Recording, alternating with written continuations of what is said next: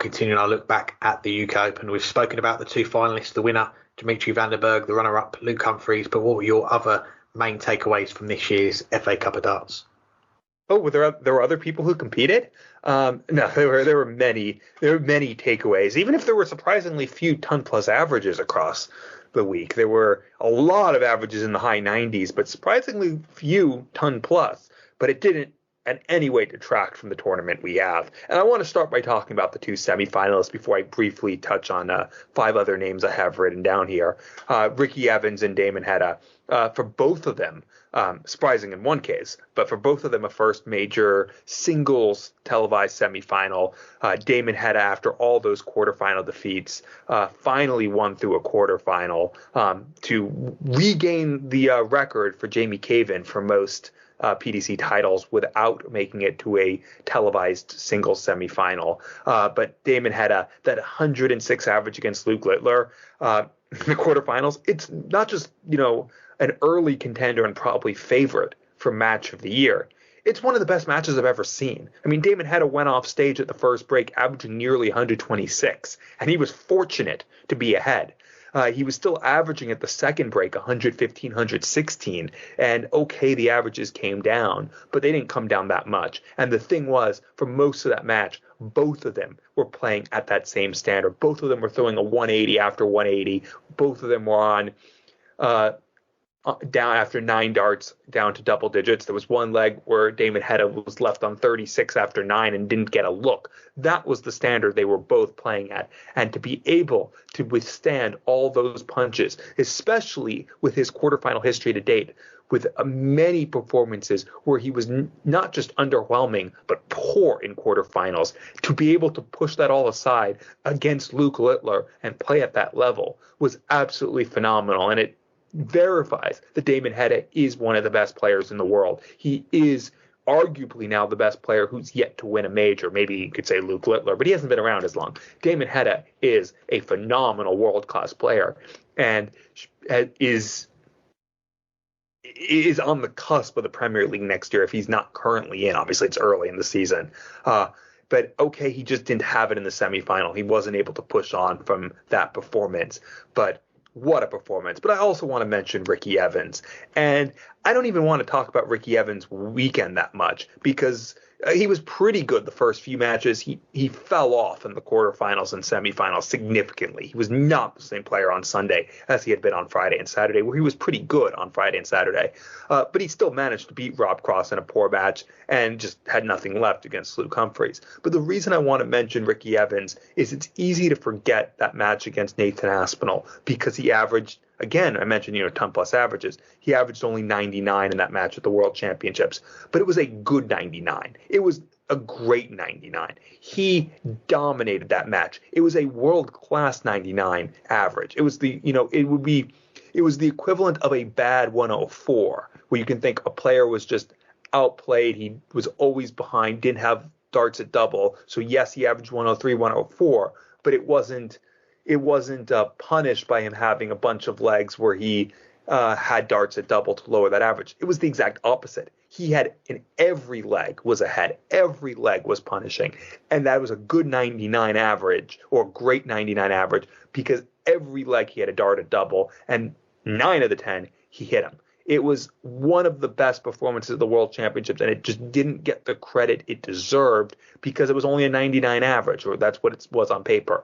That's the level that Ricky Evans is at. He is a much, much better player now than he was when he was a top 32 player making a Euro Tour final, getting into a pair of world match plays. He never had this consistency. He never had this intelligence and confidence to step back, stop when he felt he was blocked or needed to think where to throw, and to then figure it out and restart and know that it wasn't going to mess up his rhythm. Ricky Evans looks like a player who is on the up and is about to win his first title. He's playing that well. And I obviously spent a lot of time talking about those two. I want to quickly mention Martin Lukman, 2 ton-plus averages against Gary Anderson and Jermaine Wadamena. After regressing a bit last year after his breakthrough 2022, he looks maybe even better in 2024 than that breakthrough year. Luke Littler, ton-plus in every match. I mean, that match against Damon Heta I've already talked about, but it's just another great tournament for Luke Littler. But got to mention a fourth Luke. We've mentioned, obviously, Humphreys before, Littler, Luke Mann. Well, what about Luke Woodhouse continuing his ascendancy, a run to the last 16, 2 last leg deciders against former world champions came through them. Another really good performance this weekend from Luke Woodhouse. Peter Wright, maybe he's on the way back, a ton plus in one match. Played a great match against Stephen Bunting. And finally, Mensur Suljovic and that win over Michael Van Guren. Is Mensur back? He thinks he is. Still a little too early to tell, but he's definitely playing some good darts right now.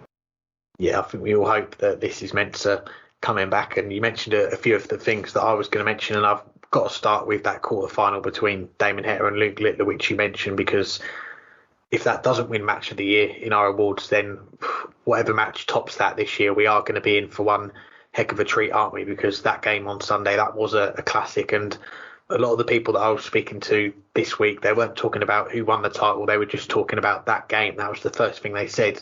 Did you watch Damon Heta against Luke Littler? It was a very special game, wasn't it? You mentioned some of the stats surrounding that game, and yeah, it was a fascinating watch, and obviously we'd have loved it to have gone to a last leg and had that extra leg of it, but I think it added to the drama that Luke Littler missed those darts. I think it was at double 10 to make it 9-all. He was the banker, wasn't he, to get that double 10. His trusty double 10 misses it, and Damon Heta steps in and gets over the line and wins it. So what a game to watch. I'm running out of words to say about that one, but I've got to say as well, you said it, for Damon Heta, it was a groundbreaking win, getting him through to that major semi-final. Ricky Evans as well, getting to that stage for the first time in his career. Big milestones for the pair of them. And Martin Lukeman as well, another player that you mentioned, one of the more eye-catching performers from the weekend. It did end a little bit flat in the end on Sunday in the quarterfinals, but what a run he had to the final day. The game with Gary Anderson, it was on the second stage on Saturday night, averaging a ton, but 10 out of 13 on the doubles, and to beat Gary Anderson 10-5 by that margin, and himself averaging 102, an incredible display from Martin Lukeman, and he played very well throughout the whole weekend. I think the only thing that was stopping him before Sunday was Dart Connect, of all things, because his game with Leonard Gates on the Friday had, I think it was around a 25-30 minute delay because Dart Connect crashed, but he came back and won the game in the end. But I should mention as well our question of the week, sponsored by Condor Darts. We asked our listeners what their favourite celebration was from the weekend. The options: young Jensen Walker, 17 years old, one of the Riley's qualifiers, channeling his inner Dean Stanley, running off the stage after winning on the main stage. Graham Usher in the multi-boardroom, that epic with Ryan Searle, 8-2 up, goes 9-8 down, survives match darts in the decider, cleans up the ton in 2 darts to win it. What a celebration that was. And your man Mensur Suljovic, the other option in the poll, where you could have other as well, but Mensur Suljovic, after knocking out an off-colour Michael Van Gerwen on that Friday night. And I think that was one of the takeaways for me, was seeing that old guard, if you like, Mensur getting that win on the main stage, and also Mervyn King making the last 16 as well. 2 players that we had a listener question fairly recently asking about these 2 players. Are we going to see them in the seniors next year? Well, the results of the weekend for Mervyn and Mensur, they'll be hoping there's going to be more of them to come, because if they can get results like that, then they're going to hopefully have a better chance of avoiding slipping out of that top 64. And my last point from the weekend, I've got to give a mention to that shirt from Benjamin Drew Royce, a Dart Shirt of the Year contender. Ricky Evans, he's had a great weekend, first major semi-final, but I think he's got a fight on his hands now to keep that Shirt of the Year award.